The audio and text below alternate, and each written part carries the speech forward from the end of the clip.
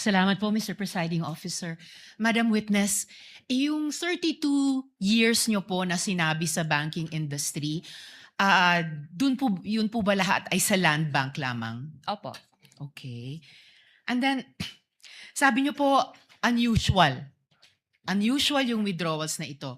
Sa 32 years nyo po sa banking industry, sa land bank, nakakita na po ba kayo ng ganyang kalaking amount na withdrawal ever before? First time po. First time. Okay. Ah, sabi nyo nga kanina, unusual yung amount. First time, may ganyang amount na 125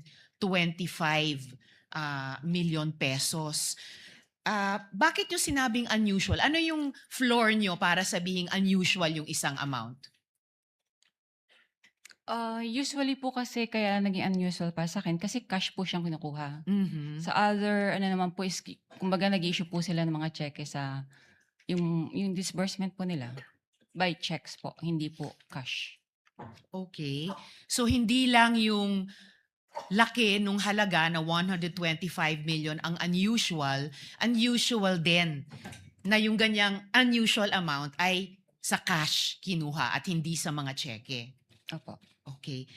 And yung 125 million, yun ba yung minimum na pag kinuha in cash, sasabihin nyo unusual? Or meron bang lowest amount na kapag kinuha in cash, sasabihin nyo na rin unusual?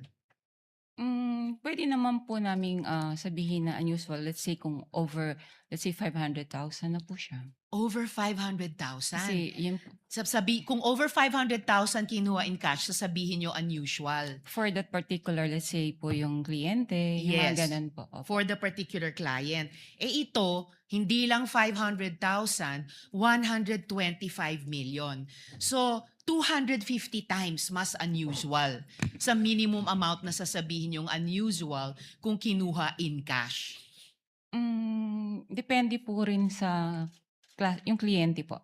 Depende sa kliyente. Mm. But kung sino mang kliyente aside, nasabi niyong unusual dahil 125 million na para po sa akin is 250 times yung 500,000 at hindi po in check, kundi in cash po kinuha. Puwede nga po, depende po sa depositor po niya kung regular lang sa kanya yung mga gano'ng withdrawals or what, it's usual. Opo. Pero kung parang for the first time ma-encounter namin that much, unusual po sa And amin. this was your first time. Opo.